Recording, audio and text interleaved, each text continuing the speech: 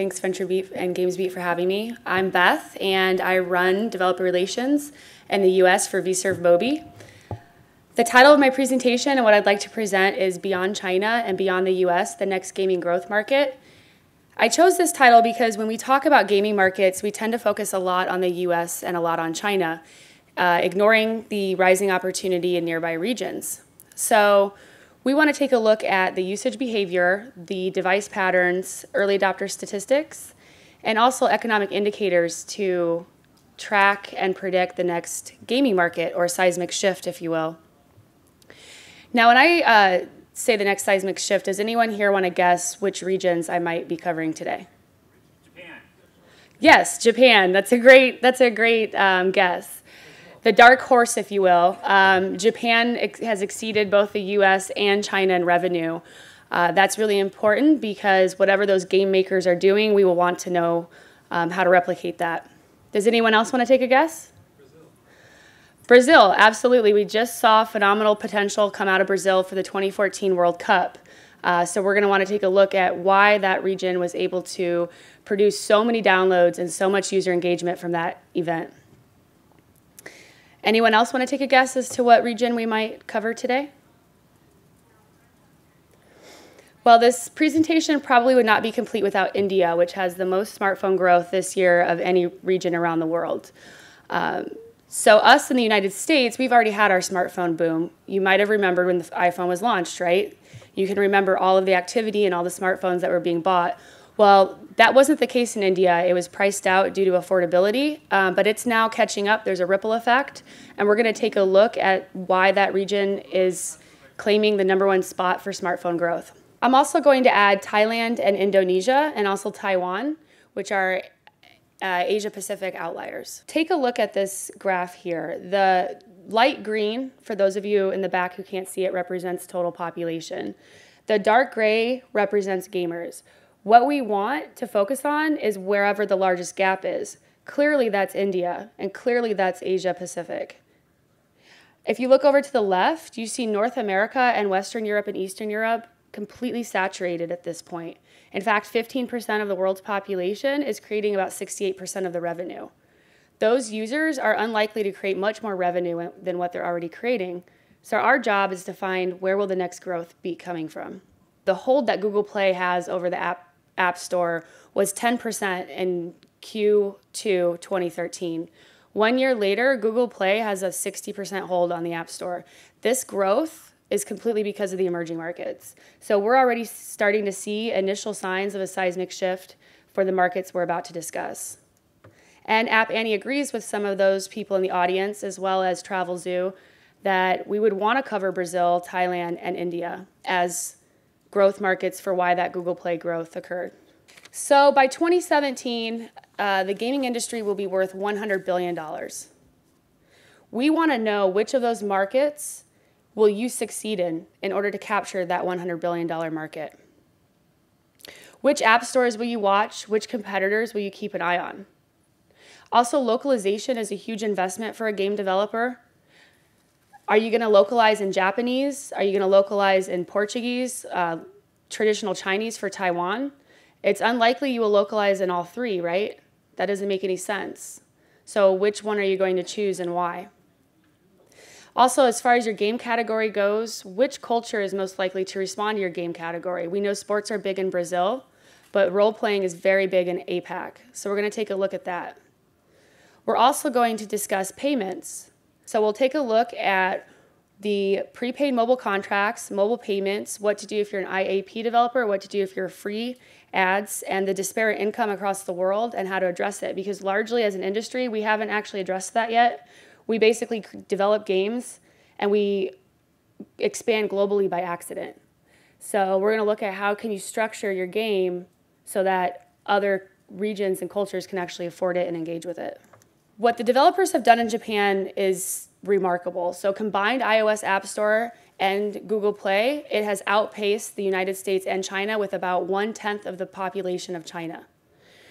Clearly, downloading the game is just the beginning for these developers, and they focus more of their attention on the payment mechanisms and the psychology of the mobile payments.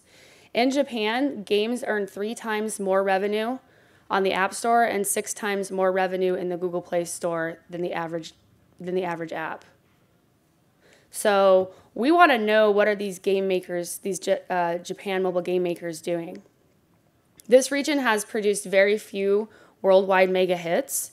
A few examples is Pogo Pong, which is one of Line's games, and their game Pogo Pong is little known outside of Japan.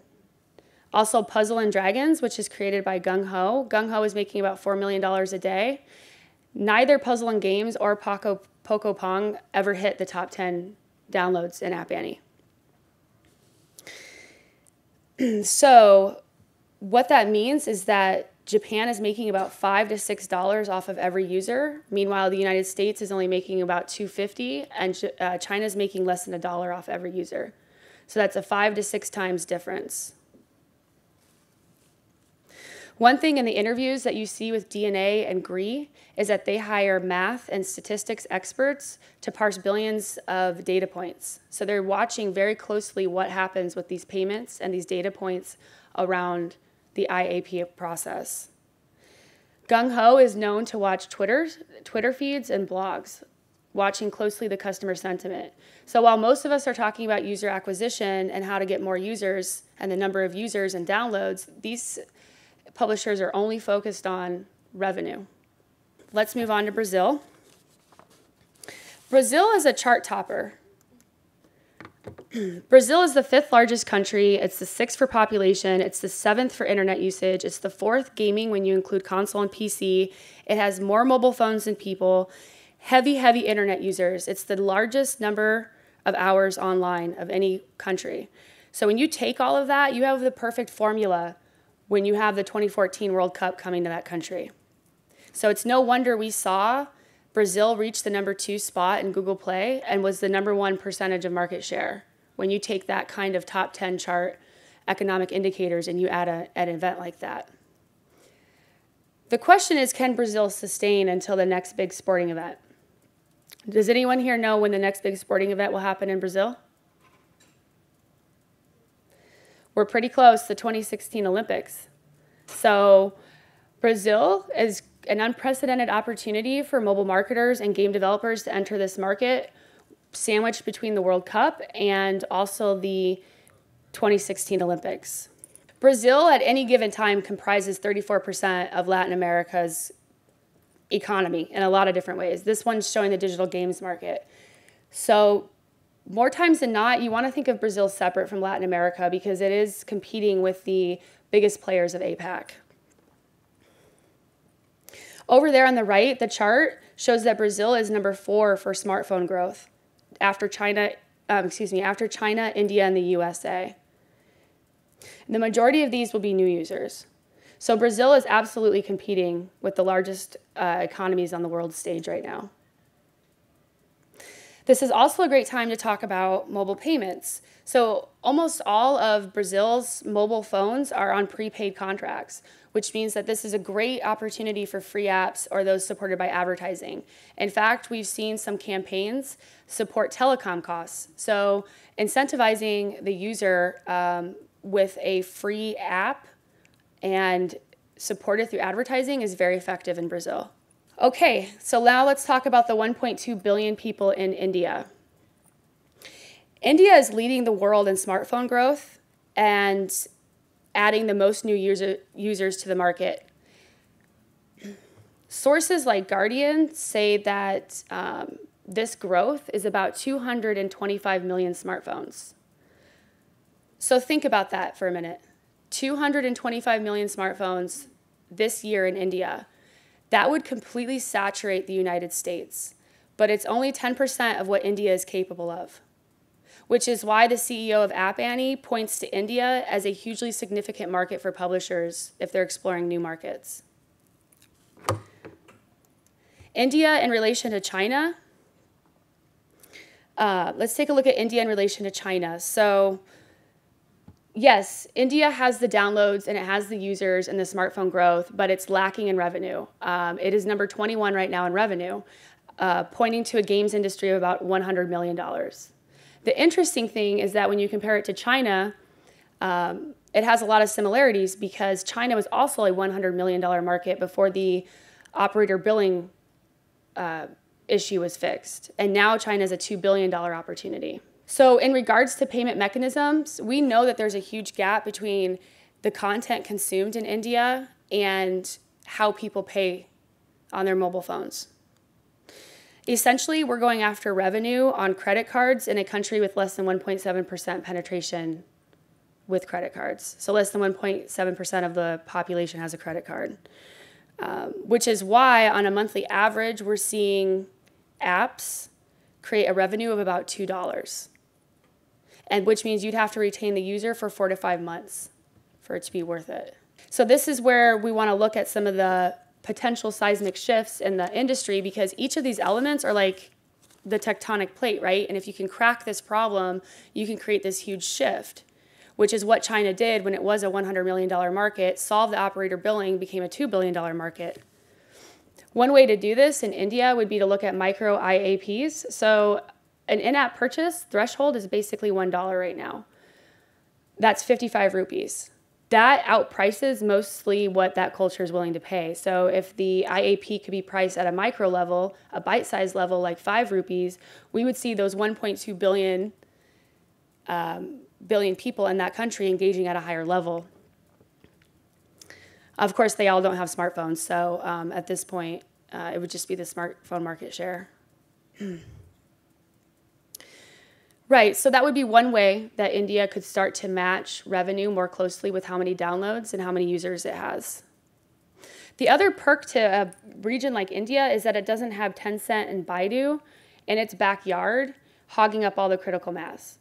So barrier to entry is actually pretty low because also on the localization level, English is widely spoken. Let's take a look at Taiwan. Taiwan, Indonesia, and Thailand are all very strong performers with significant quarter-over-quarter growth. Taiwan especially had an issue with the government where it was preventing apps from, preventing paid apps, and the minute that changed, Taiwan surged to number 5 in the Google Play, for Google Play revenue. So we're not even seeing what this country is truly capable of because it couldn't create revenue until just recently. Taiwan is number 2 in the world for social gaming, and the point about Taiwan, right, is that just recently you couldn't even create revenue in the country. Once the government passed that and then worked that out with Google Play, it became number 5. It is a multiplayer role-playing game market, very competitive, high level of competition. Games like League of Legends is very popular here. So that does go back to the culture and what kind of category of game would be most well received. So, you know, a AAA title in the US is not likely to pick up in Taiwan where that role-playing game would. Moving on to Indonesia, the chart that I showed you with Brazil as number 4 for smartphone growth, well, actually Indonesia is number 5. It is beating out Russia and basically every country in Europe right now for smartphone growth. All of the experts, if you will, at the gaming conferences, and I put a quote up here from the Mobile World Congress, Tech in Asia, are very bullish on Indonesia. And there's a good reason. It's got a great economy. They're madly in love with mobile.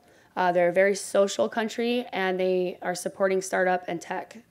Indonesia is definitely the front runner of Southeast Asia right now.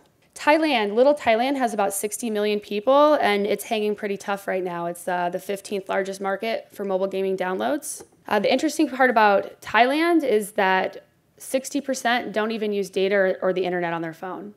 They pretty much have those phones for gaming and music. Not only are we seeing it as the 15th largest market for mobile gaming downloads, but it's also huge revenue potential with quite a few users stating that they would spend over $10 USD per game, so over 63%.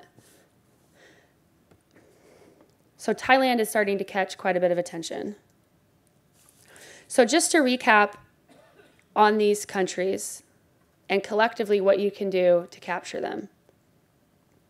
Keep in mind their first experience is on mobile. So many of the smartphone users today didn't have a TV, didn't have a computer. They're not mobile first, they're mobile only. So that's why they might own a phone and not use it for internet and not have data. They might just use it for gaming. Strategize for the mobile first user across language and culture barriers.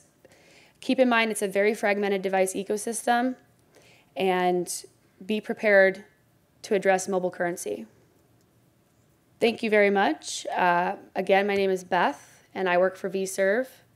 We are a leading ad exchange in the emerging markets. We're headquartered in Mumbai. We have offices in Singapore, Hanoi, Jakarta, all over the world, really, in Cape Town, London. We have over 420 million users, 70 billion ad requests, and my specialty is identifying the app developers and publishers here who would like to capitalize on the global economy and choose their next country and how to monetize there. Thank you very much.